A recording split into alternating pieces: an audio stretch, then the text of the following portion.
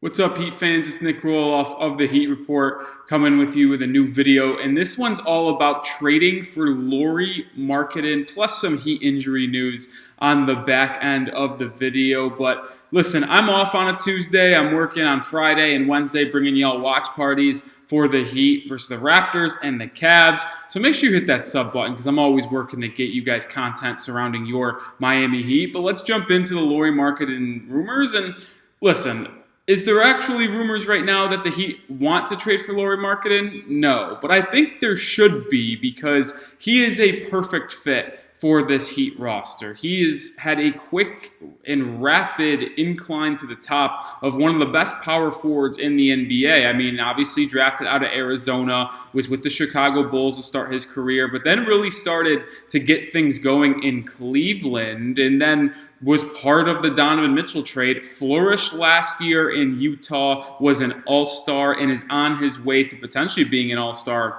this season once again. And what he brings to the table is size, rebounding, playmaking, shooting, and I'm not going to sugarcoat it. He's not the best defender, but if you're sandwiching him in between Jimmy Butler and Bam Adebayo, I'm confident Erik Spoelstra and the rest of this Heat rotation to make it work. And the reason why Markkanen is so intriguing for Miami is, well, his offensive fit.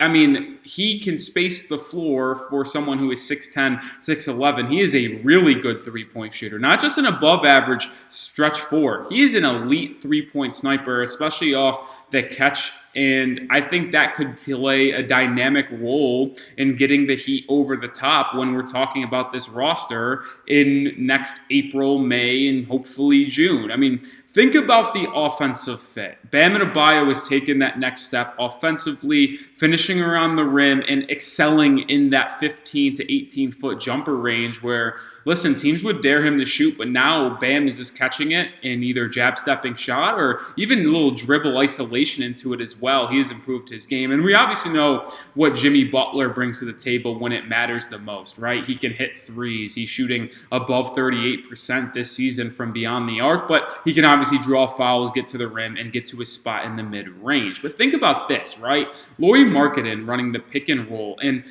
listen, Bam Adebayo has been such a good playmaker over his time in the 305 to where I think you could legitimately run pick and rolls with Bam as the handler and Lauri Markkanen as the guy setting the screen, because then you can run little dive cut actions, Bam can find them, little pick and pops for Markkanen. I mean, the versatility on the offensive end is just something you can dream of as a Heat fan. And don't forget about Markkanen. When he was playing in Cleveland, they were playing three big men. Yes, you heard that correctly. Markkanen would play the three at some time. Now, would I recommend that for Miami? Probably not, but it is something that could intrigue the Heat, and it just adds to the reasons why they should trade for Markkanen. And I'm going to talk more in depth about his fit and what the Heat would potentially have to give up in a second, but let me know your thoughts down in the comment section. Should the Heat be interested / trade for Lauri Markkanen? Type Y for yes, type N for no. I'm going to pin that comment, so after this YouTube ad break, let me know and get your answers down in the comment section. The question is about Markkanen, as I kind of detailed his fit offensively, is would he be able to be a plus defender for Miami? And what would the Heat and Erik Spoelstra and Pat Riley have to give up to pry him away from Utah? Well, we'll start with the defensive end. He's lengthy, and like I mentioned, he can rebound. He averages about 7-8 rebounds a night in Utah. He's with Walker Kessler, who's their big man, who is a feasting young second-year man who just gobbles up rebounds. So I'm not going to look too in-depth about Markkanen not having the most gaudy rebounding numbers, but the defensive thing does need to be talked about. The current starting power forward for Miami is Haywood Highsmith, and obviously if you trade for Markkanen, Haywood's going to go for the bench, but Markkanen, I think, can be a good enough defender to be fine with it. And think about some of the teams inside the Eastern Conference that the Heat have to compete with in order to get back to the NBA Finals. Let's look at the top two dogs, the Boston Celtics. They can potentially run a lineup. They don't start them, but they could run lineups with both Al Horford and Kristaps Porzingis. Porzingis likes to stay out at the three-point line, so you can match up Markkanen with Porzingis out on the perimeter and let Bam go up against Al Horford and someone like that. And then obviously you'd have to just take care of the three of Drew Holiday, Jaylen Brown, and Jason Tatum, or Derek White, whatever the lineup has been. So that matchup makes sense of having another big man instead of a Haywood Highsmith, smaller power forward, that you can defend a two-big lineup. Well, let's look at Milwaukee. Well, their lineup is almost consistently Brook Lopez and Giannis Antetokounmpo in that front court. Well, we know Bam plays really good defense on Giannis, so you'd want to put 13 on Giannis.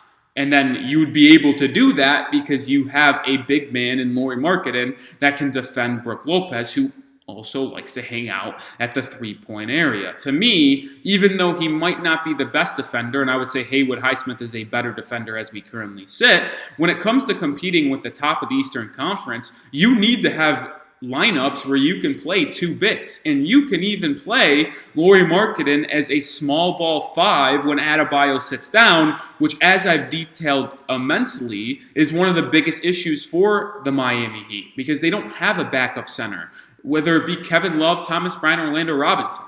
When Bam comes off the floor, the offense goes down, which is to be expected, and the defense goes down. But it sometimes isn't even bearable, which is why I think trading for a backup center is basically a must-do, or you can just cross and kill two birds with one stone, trade for Markkanen. You could have your backup center when Bam sits down. You could stagger the two, but also play them and have a legit floor spacing power forward. We're going to talk about the trade package and what it would potentially be in just a bit, but I do have to show some love to our sponsor on today's show, and that is Prize Picks. And as you guys know, and if you're a first-time listener and you don't know, well, Prize Picks is the #1 daily fantasy sports platform that I play, and it might be the #1 fantasy sports platform in North America. You can play it in 30-plus states, and using our code CLNS at prizepicks.com/CLNS, you can get a first deposit match up to $100. That link and promo code will be in the description and the comments of today's video. I play it. Rapper Meek Mill plays it. Comedian Andrew Schultz play it. You can just pick 2 to 6 player stat projections, win up to 25 times your money. Yes, you heard that correctly, 25 times your money. Just play Prize Picks with me every single day. I'll be playing it tomorrow for Heat Raptors, and you'll see my picks on the watch party. So join us at prizepicks.com/CLNS and use code CLNS for that first deposit match up to $100.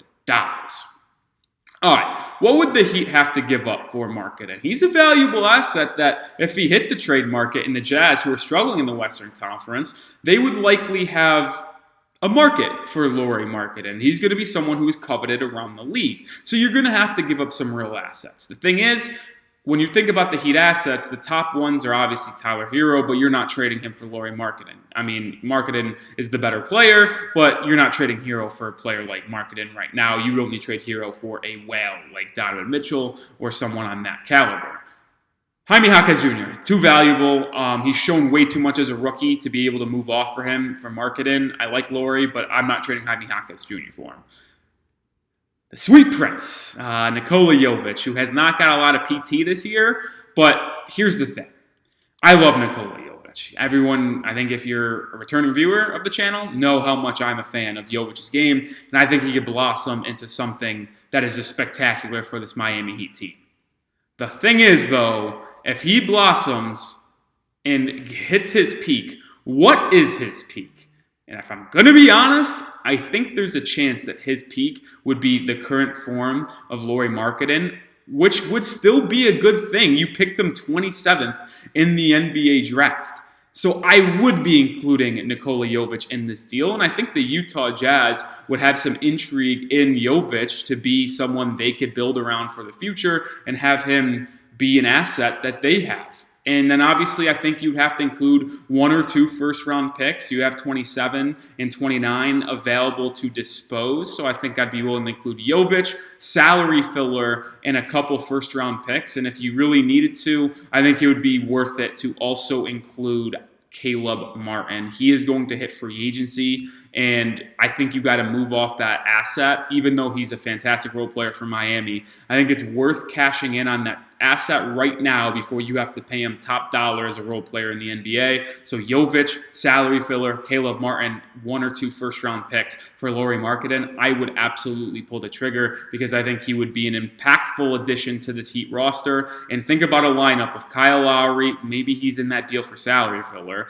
But just think of a 4-man rotation of Herro, Jimmy, Markkanen and Bam, and then you could put in whoever you want at the 5 in that lineup, whether it be a guy like Duncan Robinson or whether it be Jaime Jaquez Jr., and you could have a versatile offense where you have 3 3-point shooters and Jaquez, Herro, and Markkanen alongside 3 or 4 wing defenders as well. I really like the idea of that. Let me know what your guys' thoughts about that potential trade in the comment section is. And before we head out of here, some injury news. The Heat take on the Raptors tomorrow evening. We'll be live for that game, so make sure you hit that sub button and join us for that game. But Bam Adebayo is not making the trip, so he is not playing. Haywood Highsmith is not making the trip, and Tyler Herro is not making the trip. Herro's still working his way back from that sprained ankles, missed double-figure games right now. I think he returns late next week as a realistic possibility. I expect Bam to, I don't know if he plays on Friday, if I'm going to be honest, because the next game the Heat play after that isn't till the following week. So you'd have a full week and a half almost of Bam Adebayo sitting down to rest that hip. So he's not playing, Highsmith isn't playing, and Herro is not playing. But make sure you do join us for that watch party tomorrow between the Heat and Raptors. I'm Nic Rohloff. Appreciate you guys watching. Go Heat.